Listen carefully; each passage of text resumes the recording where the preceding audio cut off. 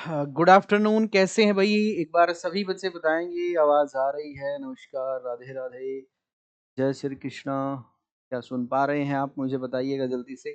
फिर स्टार्ट करेंगे आज का सेशन। काफ़ी इंपॉर्टेंट आज का सेशन आपका होने वाला है। नमस्कार, छोड़ो कोई बात नहीं। गुड आफ्टरनून, रहने दो, कोई नहीं।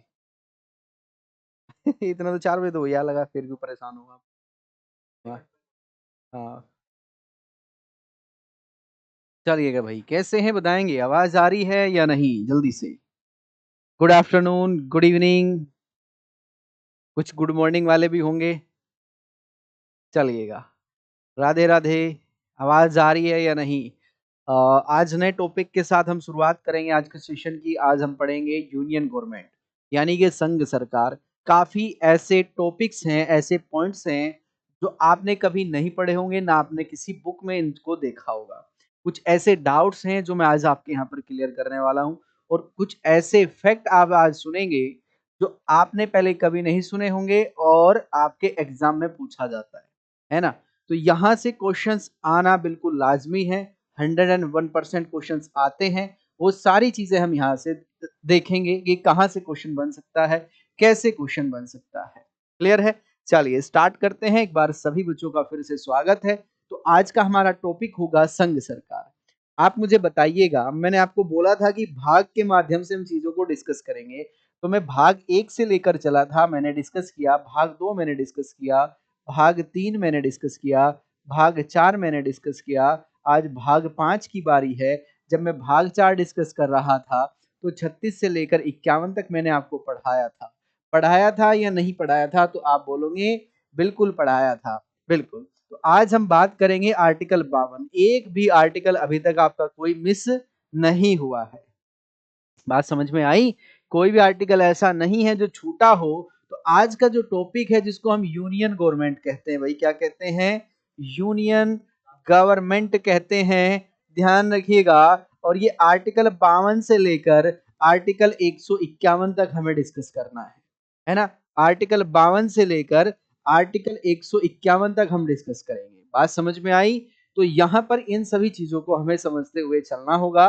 तो सबसे पहले तो आपको यही समझना है कि संघ सरकार किसे कहते हैं, है ना? यह संघ सरकार के कितने भाग होते हैं, है ना? संघ सरकार किसे कहते हैं? यह संघ सरकार जिसको हम यूनियन गवर्नमेंट कहते हैं, है ना? संघ सरकार या जिसको यूनियन गवर्नमेंट कहा जाता है, क्या कहते हैं भाई?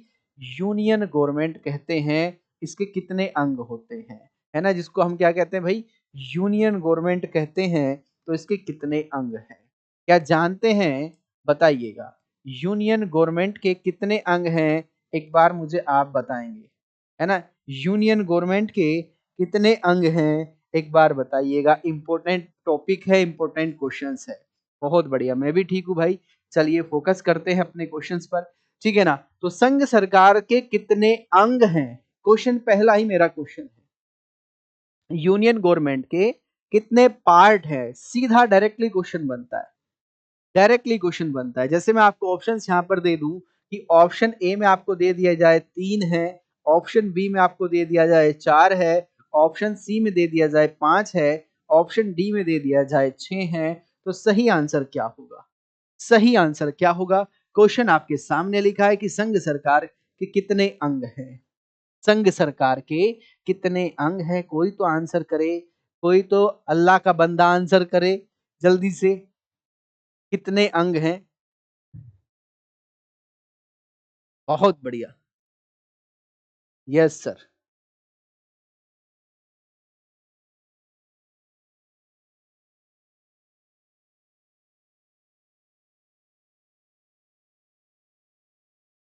क्या प्लीज? मैं पूछ रहा हूं, आंसर आप कह रहे हो, प्लीज जल्दी से आंसर कीजिए फटाफट। चैटिंग चल रही होती ना, अब तक इतने मैसेज भेज दिए होते कि मैं पढ़ ना पाता। टोटल आर्टिकल 395 है भाई मूल संविधान में, है ना? 4 अंग होते हैं। Very good. कितने अंग हैं? 4 अंग हैं। तो अभी देखते हैं ये 4 अंग कौन कौन से हैं। 3 नहीं होते, 4 होते हैं भाई, है ना? 4 होते हैं। अब इन 4 को हमें समझना है। सबसे पहले हम पढ़ेंगे कार्यपालिका, जिसको एग्जीक्यूटिव कहा जाता है। क्या कहा जाता है? कार्यपालिका को एग्जीक्यूटिव कहा जाता है। वो ध्यान से समझना, ध्यान रखना, बेसिक्स को समझने में बिल्कुल भी जल्दबाजी मत करना। अगर जल्दबाजी करोगे तो आगे की कहानी भूल जाओगे। अगर बेसिक्स मजबूत कर लिया तो फिर आपको कोई भी प्रॉब्लम नहीं आएगी, ना टॉपिक समझने में ना उसका सीक्वेंस समझने में। टॉपिक समझना है, इसका सीक्वेंस समझना है। जिस सीक्वेंस में मैं लिखूंगा उसी सीक्वेंस में आपको पढ़ाया जाएगा। ठीक है, तो यहां पर पहला हो गया आपका, पहला हो गया एग्जीक्यूटिव जिसको कार्यपालिका कहते हैं। दूसरी होती है विधायिका।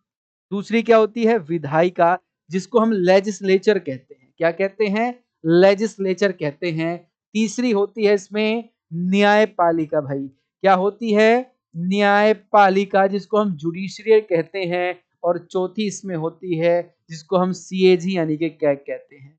सीएजी यानी के कैग कहा जाता है। सीएजी, जिसको नियंत्रण महालेखा परीक्षक भी कहते हैं। क्या कहते हैं? महानियंत्रण लेखा परीक्षक।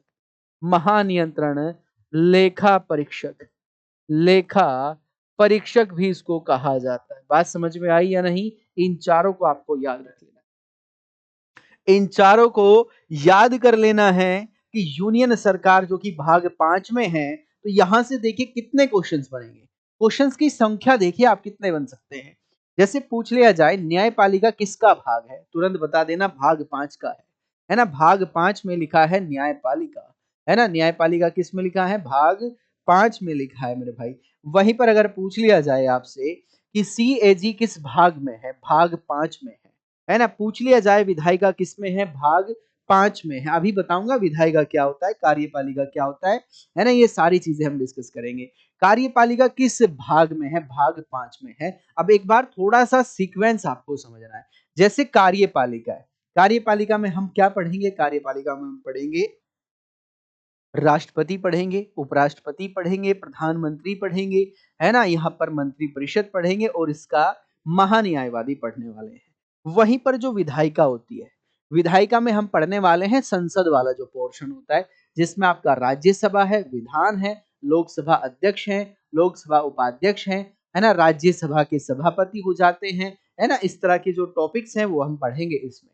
वहीं पर आपकी जुडिशरी होती है ना। जैसे हमारा सुप्रीम कोर्ट हो गया, है ना, उसके न्यायाधीशों की नियुक्ति का मामला है ना। राष्ट्रपति और न्यायाधीश को लेकर कौन कौन से प्रावधान हैं, है ना। वहीं पर आपका सीएजी, है ना, जिसको हम नियंत्रण महालेखा परीक्षक कहते हैं। तो ये सारे के सारे हमें डिस्कस करने हैं आर्टिकल 52 से लेकर आर्टिकल 151 तक। एक चीज आपको ध्यान रखनी है, इसमें हम आर्टिकल वही आर्टिकल पढ़ेंगे जो हमारे लिए इंपोर्टेंट, जो हमारे एग्जाम पॉइंट ऑफ व्यू से काफी इंपॉर्टेंट है, क्योंकि इस तरह के क्वेश्चंस भी एग्जाम्स में आते हैं। वो हमें पूछना है, वो हमें जानना है। जरूरी नहीं कि सारा का सारा ही मैटर हमारे लिए इंपॉर्टेंट है, वो पढ़ना है जो हमारे लिए ज्यादा यूजफुल है।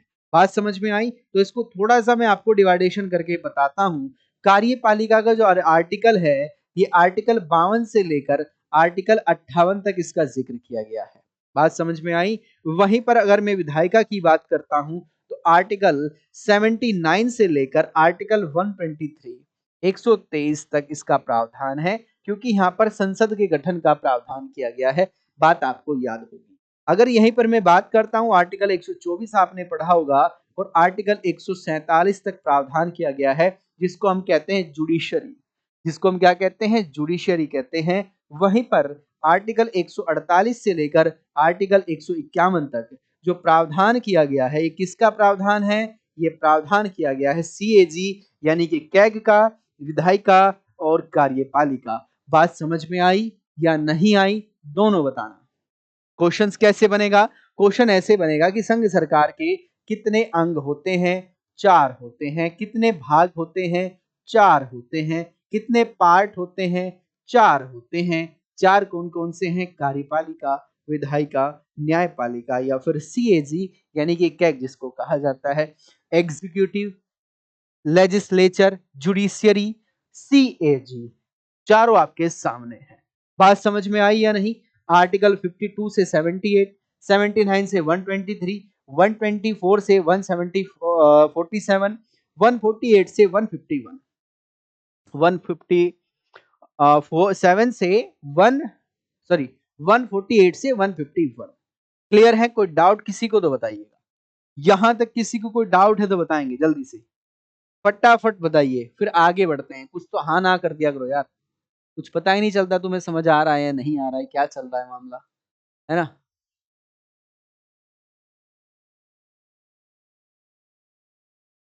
कल जो आपने नंबर दिया था, हाँ जी, ठीक है, चलिएगा। क्लियर है? बहुत बढ़िया भाई। यहां तक किसी को कोई डाउट है तो बताइए, जल्दी से बताना है यार। क्या सुन पा रहे हैं या नहीं, या ऐसे ही चल रहा है बस?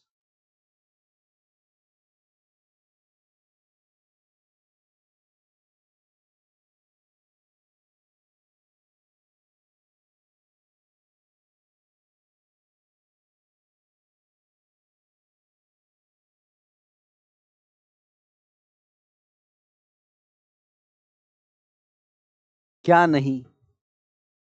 नहीं सर, बहुत बढ़िया, है ना? तो ये हो गया आपका संघ सरकार, है ना? यहाँ पर ये चार पार्ट है, इसको आप ऐसे भी लिख सकते हैं, एक, दो, तीन और चार, है ना? पढ़ने का तरीका क्या होगा इसको समझ लीजिए।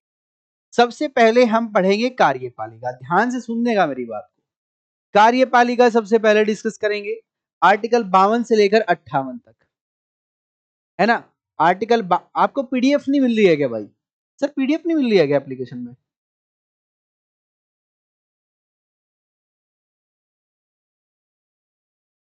आप ये बताइएगा, क्या आपको कोई भी सब्जेक्ट की पीडीएफ एप्लीकेशन पर प्राप्त हो रही है या नहीं, या कुछ मिली है कुछ बची हुई है, बताएंगे? एक बार लिखेंगे इसको। इस तरह की जो भी प्रॉब्लम है एक बार मुझे मेंशन कीजिए, जिसके पास इंस्टाग्राम पर मैं जुड़ा हुआ हूं या जिसके पास नंबर है, वो एक बार मुझे मैसेज करके जरूर बताए कहां तक है, स्क्रीनशॉट भेजे, फोटो भेजे, जो भी कुछ है भेजिएगा एक बार जरूर, कि कहां तक आपको पीडीएफ मिली है या एक भी पीडीएफ नहीं मिली आज तक। सारी चीजें लिखिए और सभी सब्जेक्ट के बारे में, चाहे फिर वो रीजनिंग है, हिंदी है, जीके जीएस है, मैथ्स है, जो भी है, एवरीथिंग, कुछ भी है। ठीक है, चलिए तो यहाँ पर हम बात करते हैं पढ़ने का तरीका क्या होगा, कि कार्यपालिका हम पढ़ने वाले हैं 52 से लेकर 78 तक, ठीक है। वहीं पर विधायिका हम पढ़ेंगे 79 से लेकर 123 तक, न्यायपालिका 124 से 147 और सीएजी 148 से 151। ध्यान रखना मेरी बात को, बहुत इंपॉर्टेंट तरीके से याद कर लेना, बीच में कुछ अन्य चीजों को मत घुसा देना। अगर जब मैं आपको राष्ट्रपति पढ़ाऊंगा तो उसमें न्यायपालिका को मत घुसा देना, जब राष्ट्रपति पढ़ाऊंगा तो उसमें लोकसभा और राज्यसभा को स्टार्ट मत कर देना, क्योंकि अगर ये सीक्वेंस आपने गड़बड़ा दिया तो आप कंफ्यूज हो जाओगे कि अब कहां से स्टार्ट किया जाए, अब कैसे स्टार्ट किया जाए, है ना? ये सारी चीजें डिस्कस करनी है। पीडीएफ नहीं आता है इन सभी क्लासेस की, जब से शुरू हुई है तभी से नहीं आ रहा सर। एक बार चेक करते हैं भाई इसको। नेहा कुमारी, अगर ये बात गलत निकली फिर देखना। नहीं पीडीएफ मिल रहा है मुझे सर जी, अच्छा आपको मिल रहा है, बाकी लोगों को क्यों नहीं मिल रहा है भाई? ठीक है, चलिए, तो सबसे पहले हम पढ़ने वाले हैं कार्यपालिका। ऑप्शंस वन या टॉपिक वन जो हमारा होगा, ये कार्यपालिका हम डिस्कस करेंगे, जिसको हम कहते हैं एग्जीक्यूटिव। क्या कहते हैं भाई? एग्जीक्यूटिव इसको कहा जाता है ना, एग्जीक्यूटिव। और ये 52 से लेकर, है ना, आर्टिकल 78 तक हमें डिस्कस करना है। आर्टिकल 78 तक हमें इसको डिस्कस करना है। किसी भी सब्जेक्ट का एक भी पीडीएफ नहीं है सर, क्लास देखनी पड़ती है। अच्छा, केवल आपकी नहीं है सर? अच्छा, ठीक है, इसको आज ही कंफर्म करता हूँ, सारी पीडीएफ आपको मिलने वाली है आज ही, आज ही सारी पीडीएफ आपको मिल जाएगी। ठीक है, चलिए, है ना? तो यहां पर हम बात कर रहे हैं एग्जीक्यूटिव या कार्यपालिका को लेकर। सबसे पहला जो क्वेश्चंस बनेगा वो यही बनेगा, कार्यपालिका को जो आर्टिकल्स में डिवाइड किया गया है, ये कहां से कहां तक डिवाइड किया गया है? आर्टिकल 52 से लेकर 58 तक। सेकंड, यहां से आपका जो क्वेश्चंस बनेगा वो ये बनेगा, इसके कितने भाग हैं, कितने पार्ट हैं? तो ध्यान रखना, इसके 5 पार्टों में इसको डिवाइड किया गया है। इसके 5 अंग होते हैं, इसके 5 पार्ट होते हैं। सबसे पहले इसमें होते हैं हमारे राष्ट्रपति होते हैं, इसके बाद इसमें होते हैं हमारे उपराष्ट्रपति होते हैं, कौन होते हैं भाई? हमारे उपराष्ट्रपति होते हैं। इसके बाद हम पढ़ेंगे इसमें जो हमारे प्रधानमंत्री होते हैं। प्रधानमंत्री भी किसका भाग है? प्रधानमंत्री भी कार्यपालिका का भाग है। चौथा हमारी जो मंत्री परिषद होती है, मिनिस्टर ऑफ काउंसलिंग जिसको कहा जाता है ना? मिनिस्टर ऑफ काउंसिल जिसको कहा जाता है। चौथे होते हैं हमारे महान्यायवादी जिनको अटॉर्नी जनरल कहा जाता है। एजी या अटॉर्नी जनरल कहा जाता है, एजी ओजी ये भी सुनो जी कहा जाता है। यानी कि हमारे प्रेसिडेंट इसमें हमें पढ़ना है मेरे भाई, ठीक है ना? वॉइस प्रेसिडेंट इसमें हमें पढ़ना है, वॉइस प्रेसिडेंट इसमें हम डिस्कस करेंगे। साथ ही साथ इसमें हम प्राइम मिनिस्टर को डिस्कस करने वाले हैं। जो हमारे प्राइम मिनिस्टर हैं वो हम इसमें डिस्कस करेंगे। आप कह सकते हैं कि हमारे प्राइम मिनिस्टर किस में है? कार्यपालिका में है। बात समझ में आई? वहीं पर मिनिस्टर ऑफ काउंसिल होती है, minister of council, minister of council इसमें होती है, वो हमें डिस्कस करनी है। और हमारे एजी यानी कि अटॉर्नी जनरल इसमें पढ़ना है ना? ठीक है, चलिए, है ना? तो ये क्या हो जाएगा? 52 से लेकर 58 तक नहीं 78 तक होगा। 78 होगा ना कि 58 होगा। किसने बताया 58 होगा? 78 होगा। ठीक है, चलिएगा। बात समझ में आई? चलिएगा, तो यहां पर आपसे पूछा जाएगा कि कार्यपालिका के कितने अंग हैं? तो कार्यपालिका के 5 अंग होते हैं। और ये 5 अंग कौन-कौन से होते हैं? इनको भी एक बार देख लीजिएगा। ये हैं आपके प्रेसिडेंट, ये हैं आपके वाइस प्रेसिडेंट, ये हैं आपके प्राइम मिनिस्टर और ये हैं हमारे मिनिस्टर ऑफ काउंसिल, ये हैं एजी। ये हैं एजी। ठीक है, चलिए। अब क्वेश्चंस कैसे बनेगा? जैसे मैंने आपको बताया कि कार्यपालिका किस आर्टिकल से लेकर किस आर्टिकल तक इसमें प्रावधान दिया गया है, पहला क्वेश्चन तो यही आ जाएगा। सेकंड क्वेश्चन आपसे बनेगा कि हमारे जो महान्यायवादी हैं ये किस भाग में है? अगर भाग आएगा तो आपको पता है कार्यपालिका भाग 5 का पार्ट 5 का अंग है, पार्ट 5 में आता है। वहीं पर आपसे पूछ लिया जाएगा दोनों तरह से कि ये किसका हिस्सा है? ये कार्यपालिका का पार्ट है। किस भाग में आता है? ये संविधान के भाग 5 में आता है। बात समझ में आई? किसमें आता है? भाग 5 में आता है। मंत्री परिषद जिसको मिनिस्टर ऑफ काउंसिल कहते हैं किस में आती है? भाग 5 में आती है। कार्यपालिका यानी कि एग्जीक्यूटिव का ही ये पार्ट है। बात समझ में आई यहाँ तक? तो यहाँ से मल्टीपल क्वेश्चंस आपके सामने दिया गया है ना? मल्टीपल क्वेश्चंस आपके सामने यहाँ पर दिया गया है। अब यहाँ से भी हमें और क्या पढ़ना है? पहले सबसे हम पढ़ेंगे राष्ट्रपति, फिर उपराष्ट्रपति, फिर प्रधानमंत्री, फिर हमारी मंत्री परिषद और फिर हमारे महान्यायवादी। कौन होगा? हमारे महान्यायवादी होंगे। तो सबसे पहले हमारा जो भाग है ये राष्ट्रपति हमें पढ़ना है। आज हम आपको राष्ट्रपति बनाकर छोड़ेंगे, है ना? तो यहाँ पर जो पहला टॉपिक होगा ये आप डाल लीजिएगा, राष्ट्रपति या जिसको हम क्या कहते हैं? प्रेसिडेंट ऑफ इंडिया, है ना? या प्रेसिडेंट जिनको कहा जाता है, प्रेसिडेंट जिनको कहा जाता है मेरे भाई, ठीक है ना? राष्ट्रपति इनको कहा जाता है। हाँ, सारी डल जाएगी, आप परेशान मत होना। सर जी आरपीएफ में क्वेश्चन पेपर में मिलता है सर जी, क्या मिलता है? क्वेश्चंस मिलते होंगे। चलिए कोई बात नहीं, सभी में मिलेंगे। आप किसी भी एग्जाम में दीजिएगा, कोई भी एग्जाम दीजिएगा, सभी में आपको ये क्वेश्चंस मिलने वाले हैं। ये मेरा वादा है आपसे। अगर आपने बहुत बेहतर तरीके से इसको पढ़ लिया तो कोई प्रॉब्लम आपको नहीं आएगी। देखना, हर चीज में समय लगता है, एक अच्छी चीज समय मांगती है। जल्दबाजी में आप कुछ नहीं कर पाओगे, ये मेरी गारंटी है। आज तक आपने यही काम किया, केवल जल्दबाजी की है, इसके अलावा कुछ नहीं। अगर ईमानदारी से आपने अपने आप को 6 से 7 महीने दिए होते, एक-एक टॉपिक क्लियर किया होता, एक-एक सब्जेक्ट क्लियर किया होता, तो आपका कोई भी एग्ज़ाम ना रुकता। जिस एग्ज़ाम में आप बैठते, वो आपका क्लियर हो जाता।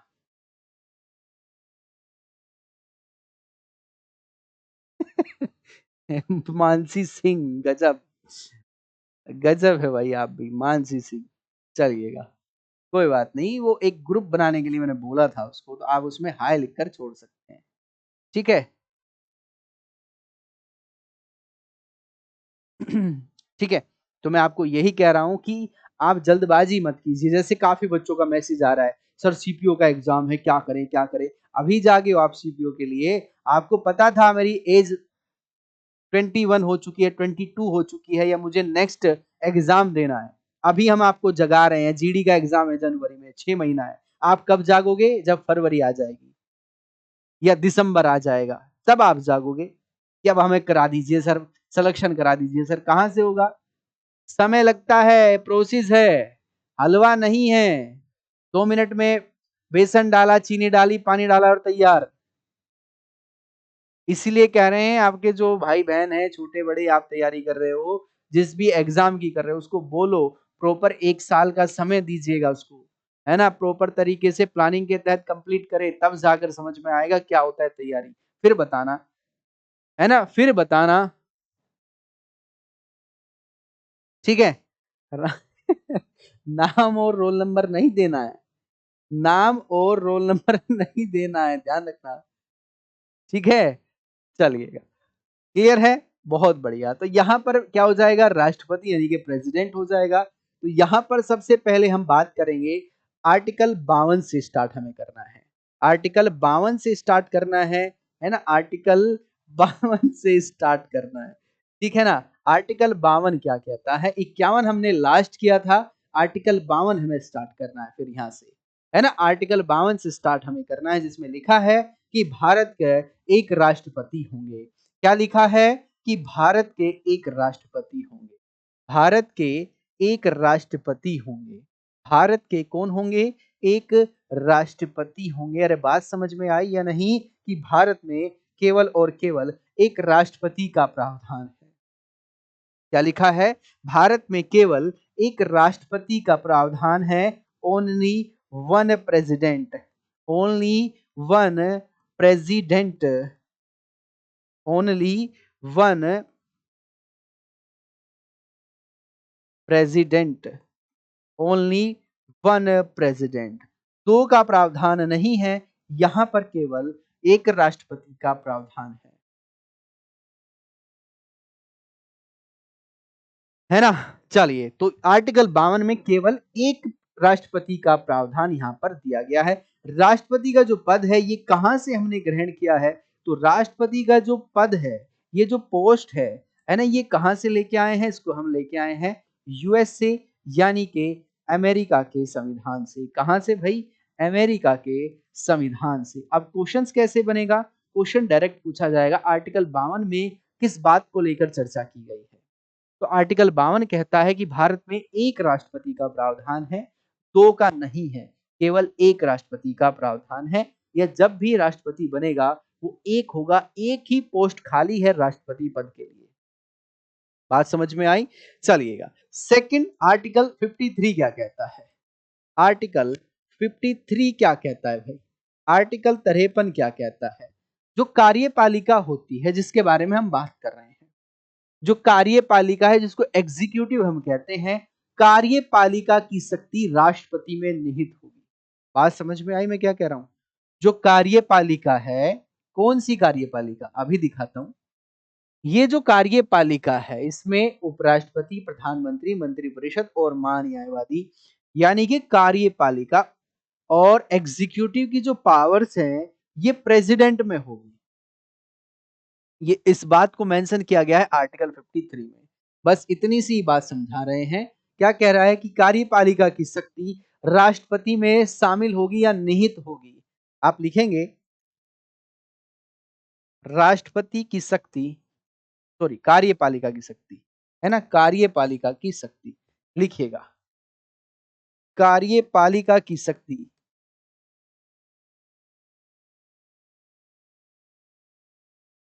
राष्ट्रपति में निहित होगी, राष्ट्रपति में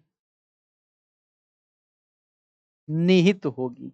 निहित का मतलब होता है शामिल होना, शामिल होना, इंक्लूड जिसको कहते हैं, निहित होगी, निहित होगी। बात समझ में आई? बात समझ में आई या नहीं? बिल्कुल, executive power of union in a president. ठीक है, चलिए दूसरा, यहीं पर क्या हो जाएगा? सेकंड पॉइंट आप लिखेंगे, इस पावर का यूज या तो वो खुद से करेंगे, सेल्फ यूज करेंगे, या फिर वो किसी के माध्यम से कराएंगे। ये अपने बिहाफ पर किसी से वो करवाते हैं, ठीक है ना, अपने बिहाफ पर वो किसी से करवाते हैं, है ना। मैं क्या कह रहा हूं? या तो जो ये पावर्स है, इस कार्यपालिका की जो पावर है राष्ट्रपति में निहित होगी, पहला पॉइंट। दूसरा पॉइंट इसमें पूछा जाता है क्या इस पावर का यूज वो खुद करते हैं या किसी से करवाते हैं? बिल्कुल, या तो वो खुद भी कर सकते हैं या किसी से वो करवाते हैं। तो यहां पर लिखना है कि इस पावर का प्रयोग या इस शक्ति का प्रयोग या तो खुद करते हैं या फिर मंत्री परिषद के माध्यम से कराते हैं। लिखेंगे राष्ट्रपति कार्यपालिका की शक्ति का प्रयोग, कार्यपालिका की शक्ति यानी कि पावर का प्रयोग खुद करते हैं या फिर मंत्री परिषद से कराते हैं, या फिर मंत्री परिषद के माध्यम से कराते हैं। मंत्री परिषद के माध्यम से कराते हैं, माध्यम से कराते हैं, है ना? क्लियर है? कोई डाउट किसी को? या तो इसका यूज वो खुद करेंगे या फिर एग्जीक्यूटिव जो है, एग्जीक्यूटिव पावर का वो सेल्फ यूज करने वाले हैं, या फिर मिनिस्टर ऑफ काउंसिल जो है उसके माध्यम से इसका यूज कराने वाले हैं, उसके माध्यम से इसका यूज कराने वाले हैं। दोनों ही कंडीशन यहां पर उन्होंने अप्लाई करने के लिए कह रखा है। किसने? हमारे संविधान में दोनों पावर्स दी गई हैं। अगर आपको कभी लगता है कि हमारी जो एग्जीक्यूटिव है वो कार्य नहीं कर रही है तो आप खुद से उसका यूज कर सकते हैं या फिर किसी से आप उस पावर का यूज करा सकते हैं, जो भी हमारे संविधान में उल्लेखित है, लिखित है, एक्सप्लेन है। ठीक है, चलिए ये कहता है आर्टिकल 52। बात समझ में आई या नहीं? बताएंगे यहां तक? कोई डाउट किसी को तो बताइएगा जल्दी से, फटाफट एक बार बताएंगे, फिर आगे बढ़ते हैं। आगे की कहानी क्या है ना? आगे की कहानी क्या है? थोड़ा सा धैर्य रखना है, थोड़ा सा समझते हुए चलना है। अगर थोड़ा सा धैर्य आपने रखा तो काम हो जाएगा भाई साहब, कोई प्रॉब्लम आपको नहीं आएगी।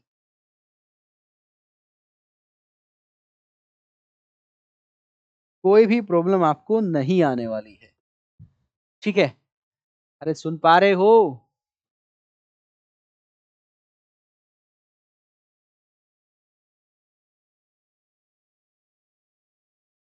ठीक है, चलिएगा। बिल्कुल। यहां पर आर्टिकल 54 क्या कहता है? अनुच्छेद 54 क्या कहता है? अनुच्छेद 54, ये आर्टिकल 54 क्या कहता है भाई? किस चीज को डिफाइन करता है ना? आर्टिकल 54 या 54 या अनुच्छेद 54 किसको डिफाइन करता है? ये डिफाइन करता है किसको? ये डिफाइन करता है राष्ट्रपति का निर्वाचन मंडल कैसा होगा, है ना? जो निर्वाचन मंडल है ना, इलेक्शन मिशन है, ये कैसा होगा? जो इलेक्शन कमीशन है राष्ट्रपति का, ये कैसा होगा? हाँ, ग्रुप बन गया है, ग्रुप बन गया है, हाँ। ठीक है, ग्रुप बन गया है ना? चलिएगा, तो यहां पर है राष्ट्रपति का निर्वाचन मंडल, राष्ट्रपति का निर्वाचन मंडल, निर्वाचन मंडल, है ना? राष्ट्रपति का निर्वाचन मंडल। निर्वाचन मंडल का मतलब समझ रहे हो ना, कि जब राष्ट्रपति का चुनाव होगा उसमें कौन कौन वोट करेगा, कौन व्यक्ति हैं जो वोट करते हैं राष्ट्रपति के चुनाव के लिए। क्या आपने कभी राष्ट्रपति के चुनाव में वोट डाला है? क्या आपने कभी राष्ट्रपति के जब इलेक्शंस होते हैं कि आप वोट डाल के आए हो? हमारी जो द्रौपदी मुर्मू जी हैं का इलेक्शंस हुआ था, क्या आप वोट डालने के लिए गए थे या नहीं गए थे? क्या आप वोट डालने के लिए गए थे या नहीं गए थे? नहीं गए थे, क्योंकि इनका जो चुनाव होता है ये अप्रत्यक्ष प्रणाली के माध्यम से होता है। इनडायरेक्ट सिस्टम जिसको कहा जाता है, इनडायरेक्ट वोटिंग सिस्टम जिसको कहा जाता है। अभी उसको समझेंगे, एक एक चीज को समझते हुए चलना है, लेकिन थोड़ा सा धैर्य रखिएगा। ठीक है, थोड़ा सा पेशेंस आपको रखना है, तभी बातें समझ में आपको आएगी। बात समझ में आई? चलिए, तो भारत के जो राष्ट्रपति का निर्वाचन मंडल है इसमें कौन कौन शामिल होता है, ध्यान से सुनिएगा। एक एक पॉइंट लिखूंगा, समझाता हुआ चलूंगा। पहला पॉइंट है, जो हमारी पार्लियामेंट है, हमारी संसद है, संसद के दोनों सदनों के इलेक्टेड मेंबर्स यानी कि निर्वाचित सदस्य लिखेंगे संसद की दोनों सदनों के, संसद की दोनों सदनों के, दोनों सदनों के निर्वाचित सदस्य, निर्वाचित सदस्य। अब यहाँ पर एक कहानी है जो आपको समझानी है ना? अगर वो आप समझ गए तो भाई साहब कोई प्रॉब्लम आपको नहीं आने वाली, कोई भी प्रॉब्लम आपको यहाँ पर नहीं आएगी मेरे भाई। ध्यान से इसको एक बार समझ लीजिएगा। कहानी क्या है इसको समझना है। कहानी ये है, यहाँ पर दो शब्द लिखे हैं, संसद लिखा है, दोनों सदन लिखे हैं, निर्वाचित सदस्य लिखे हैं। अब अगर ये आप समझ गए तो जीवन में कभी आपको ये रोना नहीं होगा कि कौन शामिल होते हैं। आपको पता है कि हमारी जो संसद है, संसद के दो अंग होते हैं, है ना? संसद के दो अंग होते हैं। तीन। हाँ। मैं पूछ रहा कितने दिन में खत्म करनी है ये? 6 महीने में। ठीक है। तो संसद के जो दो हमारे दो हाउसेस हैं, अंग की बात आएगी तो 3 याद रखना है, लेकिन अगर हाउसेस की बात आएगी तो 2 होते हैं। एक होता है लोकसभा और एक होता है हमारा राज्यसभा। एक होता है हमारा राज्यसभा। अब यहां पर दो तरह के मेंबर्स इसमें होते हैं। एक होते हैं जिनको इलेक्ट किया जाता है, इलेक्टेड मेंबर्स, और एक होते हैं जिनको नॉमिनेट किया जाता है। इतना तो आप समझ गए होंगे, है ना? इतना तो आप समझ गए होंगे कि हमारी दोनों सदनों में, है ना, जैसे आपने देखा होगा राज्यसभा में हमारे प्रेसिडेंट 12 सदस्यों को नॉमिनेट करते हैं, उनको मनोनीत करते हैं।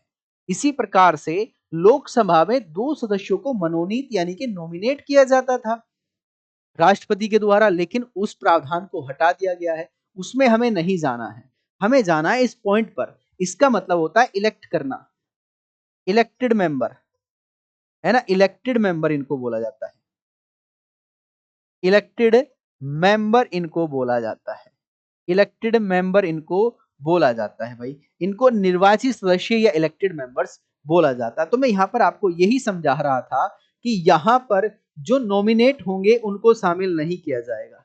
नॉमिनेटेड जो सदस्य होंगे वो शामिल नहीं होंगे, वो शामिल नहीं होंगे। यहां पर जो नॉमिनेटेड सदस्य होंगे वो शामिल नहीं होंगे, वो शामिल नहीं होंगे। यानी कि वो 12 सदस्य जिनको राष्ट्रपति नॉमिनेट करते हैं वो इसमें शामिल नहीं होंगे, वो शामिल नहीं होंगे। केवल और केवल निर्वाचित सदस्य शामिल होंगे, केवल और केवल निर्वाचित सदस्य शामिल होंगे। ठीक है ना?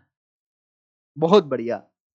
देखो मेरी बात सुनो, इसमें ना गलती आपकी है ना मेरी है, ठीक है?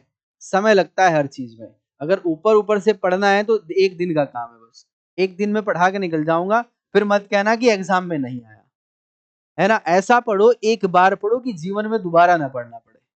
बार बार यही काम थोड़ा ही, आज ये कोर्स ले लिया परसों वो कोर्स ले लिया, यही थोड़े रहेगा जीवन में। दुनिया भर के कोर्स हैं, दुनिया भर के चैनल है, दुनिया भर के मास्टर पढ़ाने वाले, यही काम थोड़ा ही आपको।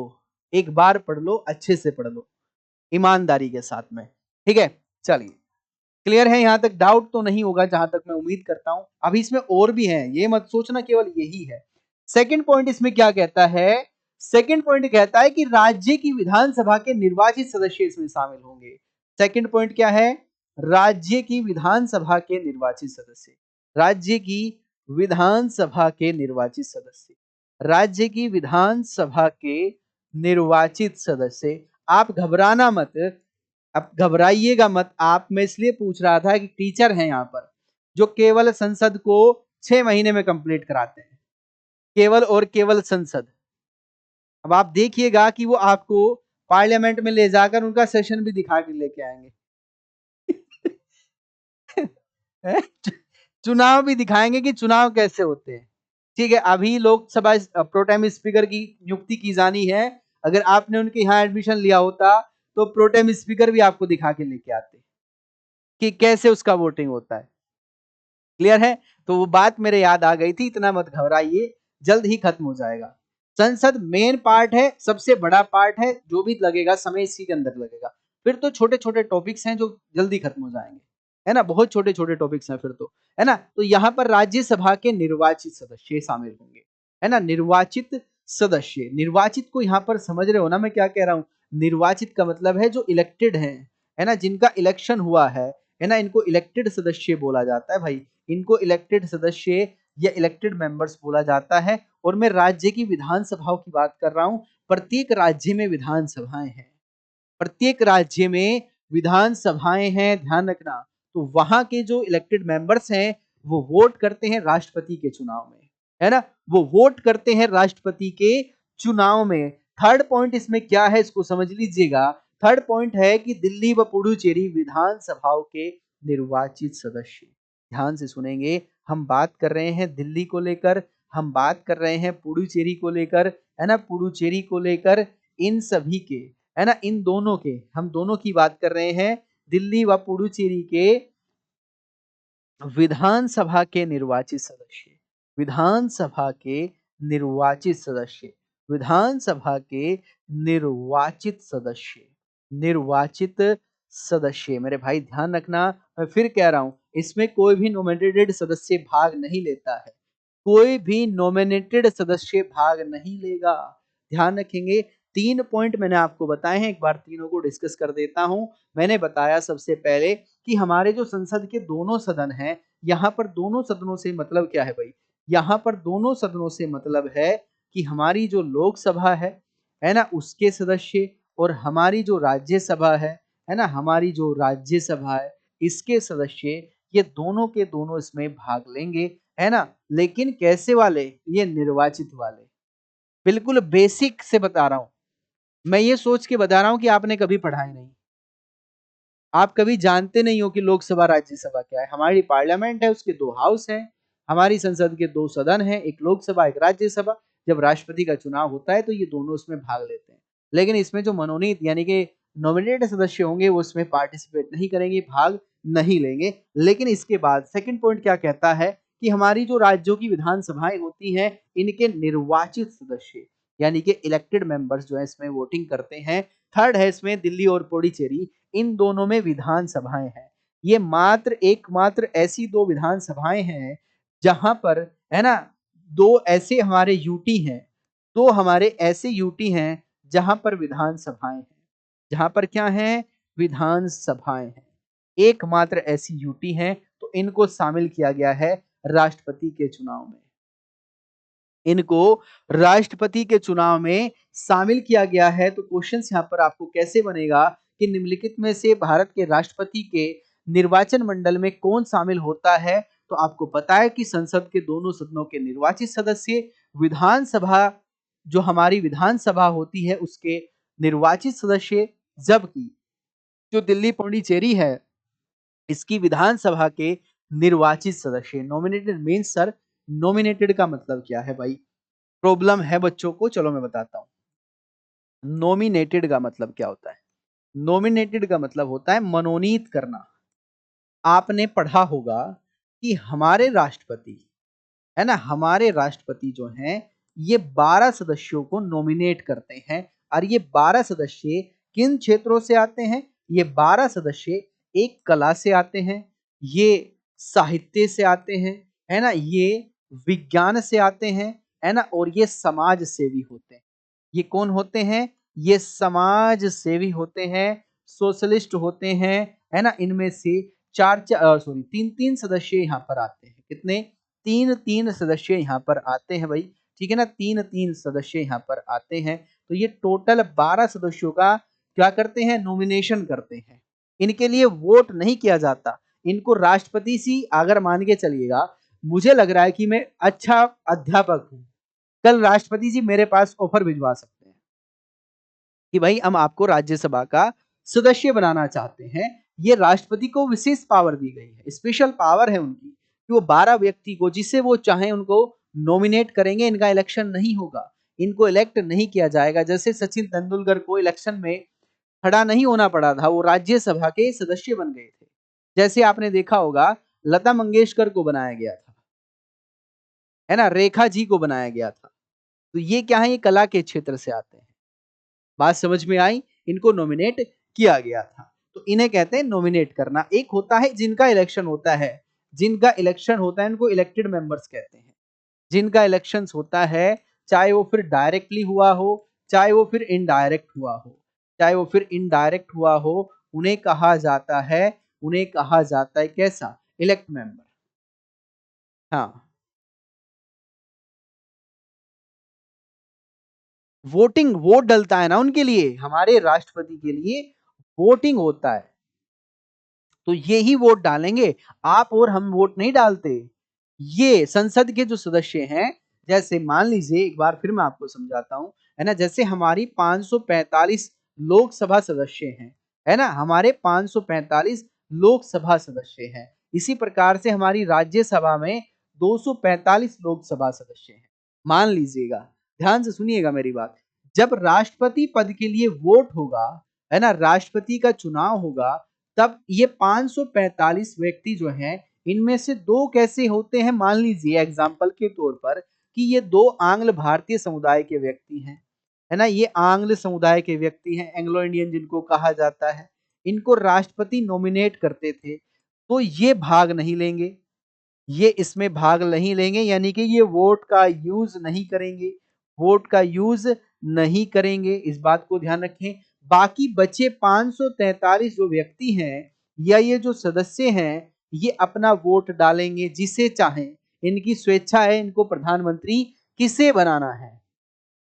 इसी प्रकार से हमारी राज्यसभा है, राज्यसभा में टोटल कितने हैं, टोटल है 245, 12 सदस्यों को नियुक्त करते हैं हमारे प्रेसिडेंट, तो इन 12 को वोट डालने का अधिकार नहीं है, ये वोट नहीं डाल सकते, है ना, नहीं डाल सकते, ठीक है ना। बचे कितने, 233, ये वोट का यूज कर सकते हैं कि हम किसे राष्ट्रपति चुनना चाहते हैं, हम किसे राष्ट्रपति चुनना चाहते हैं, ये होता है एक तरीका से निर्वाचन मंडल। इसी प्रकार से राज्यों में भी वोटिंग डाला जाता है राष्ट्रपति को लेकर।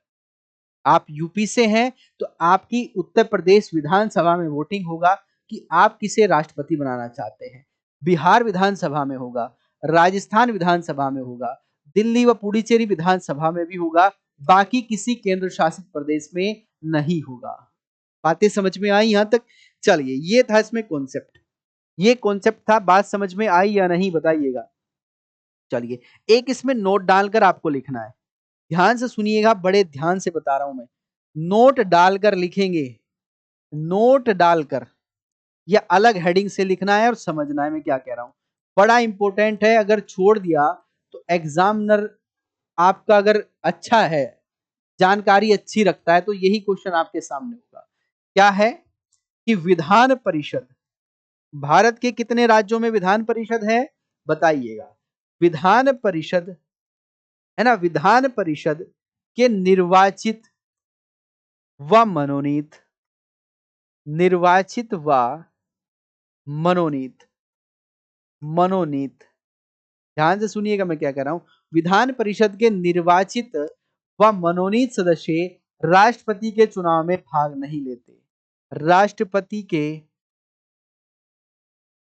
चुनाव में भाग नहीं लेते, चुनाव में भाग नहीं लेते, भाग नहीं लेते हैं, लेते हैं। बात समझ में आई है या नहीं आई है, बस इतना बता दीजिएगा। अरे क्या समझ पाए हो या नहीं समझ पाए हो, बताइए।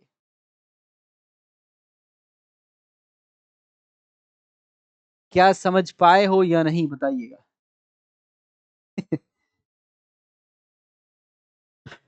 जल्दी से कमेंट करेंगे एक बार।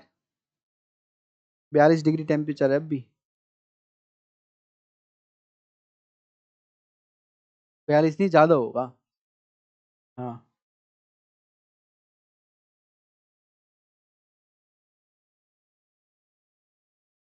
चलिए बताएंगे।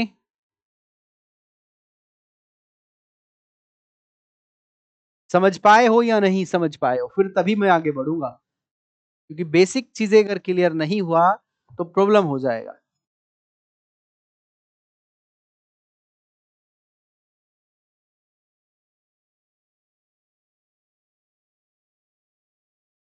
हाँ, गर्मियों में।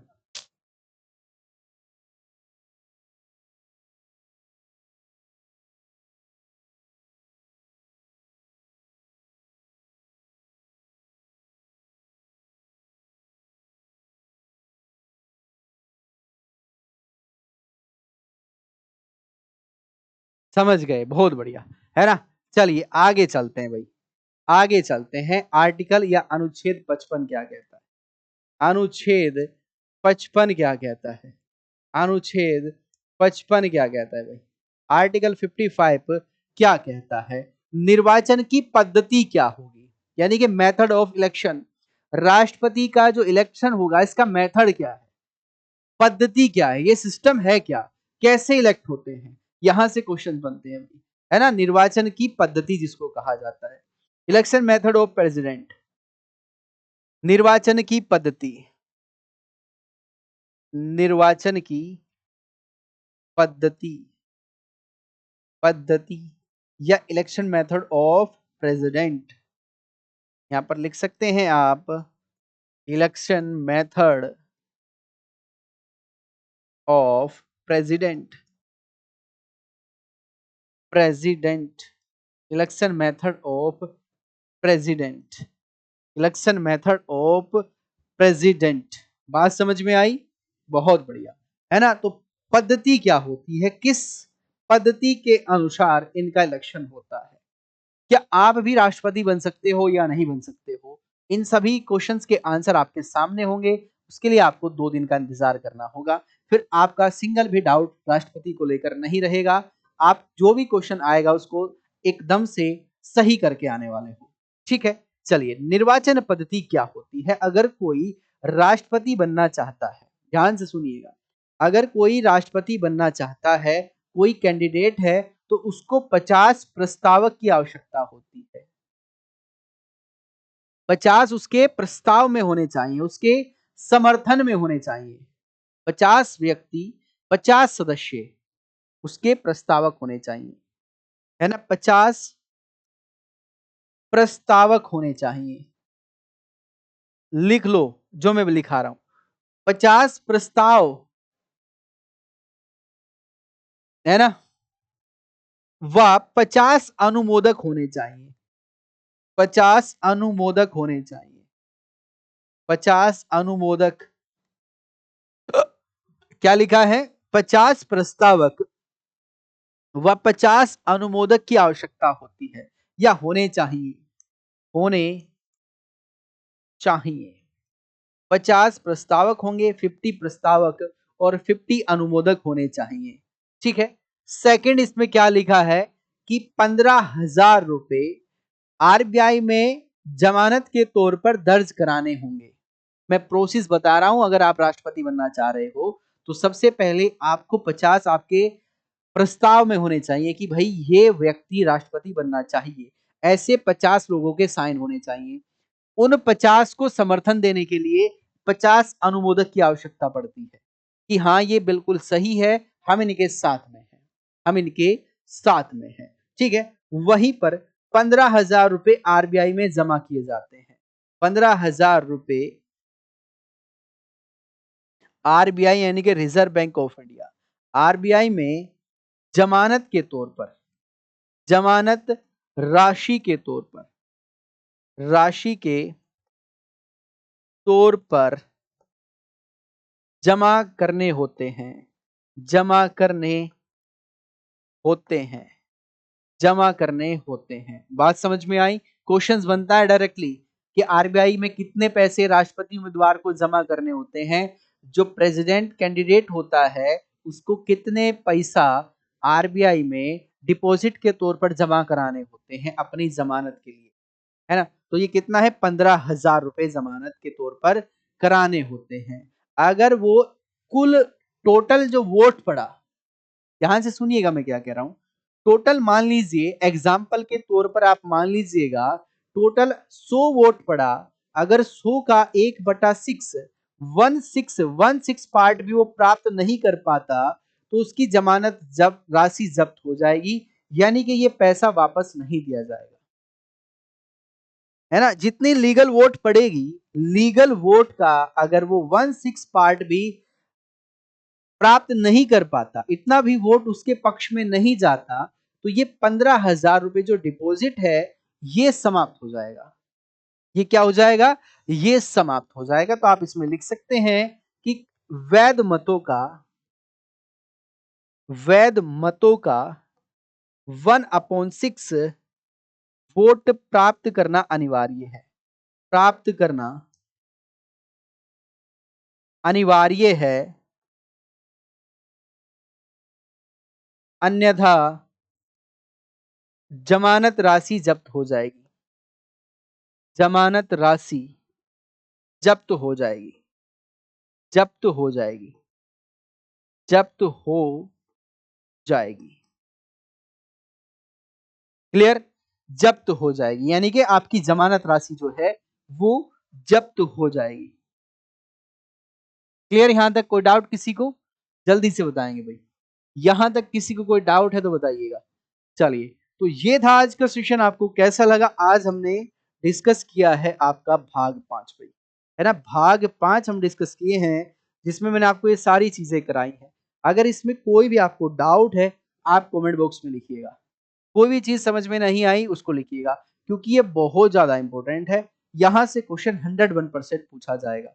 राष्ट्रपति से क्वेश्चंस आता ही आता है ना। तो इसको एक बार जाकर दोबारा से समझिएगा, करिएगा, क्वेश्चंस देखिएगा कि क्वेश्चंस कहां से प्रीवियस आ रहे हैं। ठीक है, अभी के लिए सिर्फ इतना ही। मिलते हैं नेक्स्ट सेशन में, तब तक के लिए नमस्कार।